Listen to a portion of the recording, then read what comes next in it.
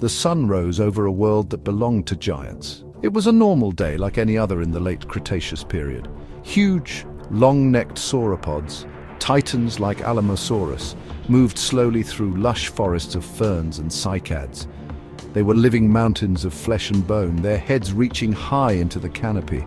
They pulled down branches with their powerful necks, stripping leaves with peg-like teeth. Their meal was a constant, gentle rustling sound that filled the warm, humid air. Smaller plant-eating dinosaurs, like the horned triceratops, moved in herds across open plains, their armored frills a defense against any threat that might appear. Life was a rhythm of eating, growing, and surviving. Nearby, a family of duck-billed Edmontosaurus waded in a shallow river, honking and communicating with one another. They were social animals, always watchful, always together. Their young splashed in the water, learning the ways of their world under the protective gaze of their parents. The air was thick with the buzz of insects and the calls of smaller creatures hiding in the undergrowth.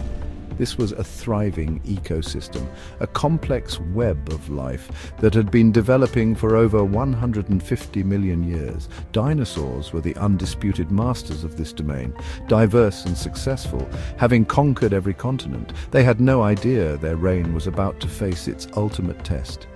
But this world was not entirely peaceful. It was a world of predator and prey, a constant dance of life and death. Hidden in the shadows of the tree line, a different kind of giant was waiting. A Tyrannosaurus rex, the tyrant lizard king, stood motionless. Its massive head, filled with teeth like railroad spikes, was fixed on the herd of triceratops. Its powerful legs were tensed, ready to explode into action. This was the apex predator, a creature of immense power and ferocity. Every animal in the vicinity knew its scent, its shadow, its sheer, terrifying presence. The smaller animals fell silent when it was near. With a sudden, earth-shaking burst of speed, the Tyrannosaurus rex charged. The ground trembled under its colossal feet. Panic erupted among the Triceratops herd. They scattered, their powerful bodies crashing through the vegetation. The T-Rex singled out a weaker individual, one that had strayed from the protection of the group. The chase was on, a raw and brutal display of nature's power. It was a scene that had played out countless times, a fundamental part of this ancient world. The hunter and the hunted, locked in a timeless struggle. This was the way things were. This was the world of the dinosaurs.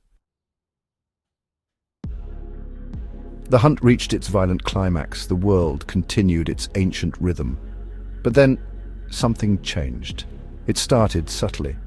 The familiar blue of the sky began to shift. A strange, unnatural tint appeared on the horizon, a faint orange that slowly deepened into a menacing, angry red. The dinosaurs paused their activities. The grazing sauropods lifted their long necks, their small heads swiveling to stare at the bizarre sight. The victorious T-Rex, standing over its kill, let out a confused grunt. Even the king was unsettled by this celestial omen. The air grew still, the normal sounds of the forest fading into an eerie silence. The red glow intensified, washing over the landscape and painting everything in a bloody light. The sun itself seemed to be swallowed by this creeping crimson tide. A new star appeared in the sky, a point of light that grew brighter and brighter with each passing moment. It was not a friendly star. It was a harbinger of doom, a messenger from the cosmos. It grew larger, faster than anything the dinosaurs had ever seen. It was a mountain falling from the heavens, an asteroid the size of Mount Everest, hurtling towards their world on a collision course set in motion millions of years ago. Panic began to take hold. The primal instincts of the dinosaurs screamed that something was terribly wrong. They had faced volcanoes, earthquakes, and floods before. But this was different. This was an enemy from beyond their world, a threat they could not fight or comprehend. The smaller dinosaurs began to run, scurrying for cover that would not save them. The larger herds started to stampede, their thunderous footsteps a drumbeat of terror. They ran without direction, their only goal to escape the horrifying spectacle unfolding in the sky above them. Families were separated in the chaos, young calling out for parents who were lost in the terrified crowd. The asteroid entered the atmosphere. It blazed like a second sun, a terrifying ball of fire streaking across the red sky. The air itself began to shimmer with heat. The ground started to vibrate, a low, deep hum that grew into a violent tremor. The dinosaurs could feel the impending impact through the soles of their feet. It was the final warning.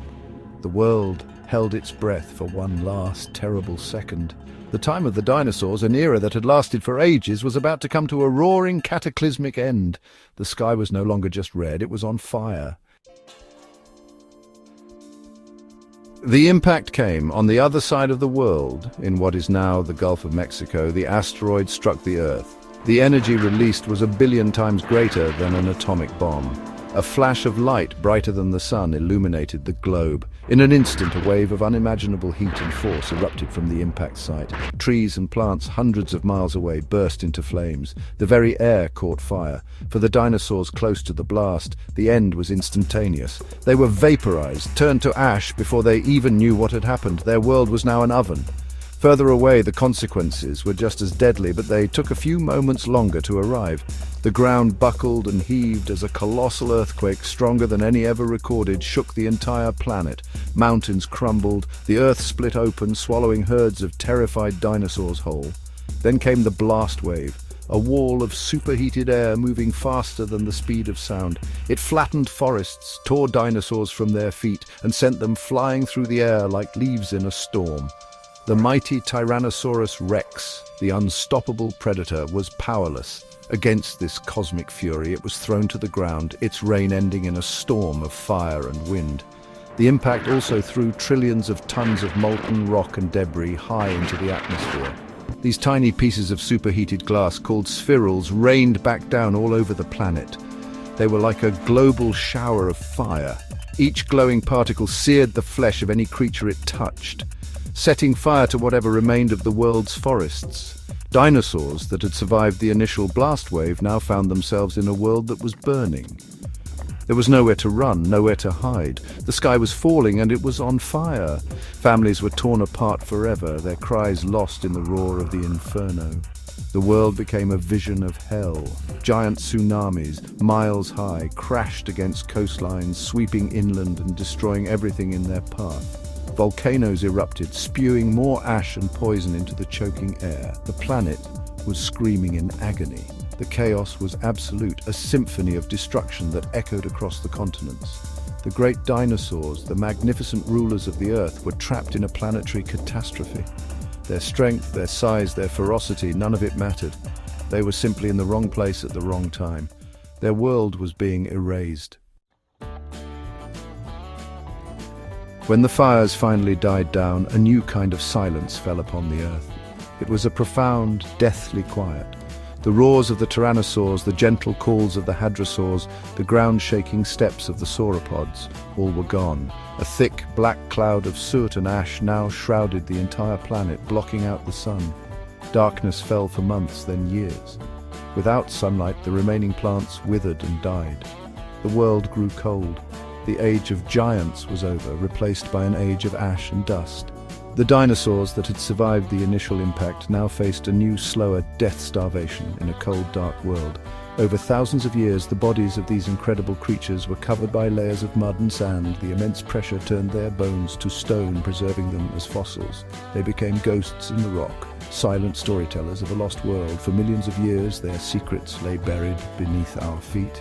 We find their skeletons today, piecing together the story of their lives and their dramatic end. We see the mighty Triceratops, the colossal Argentinosaurus, and the fearsome Tyrannosaurus Rex, and we can almost imagine their world. These fossils are the last echoes of their reign, but the story did not end entirely in extinction. Not every dinosaur was wiped out that day.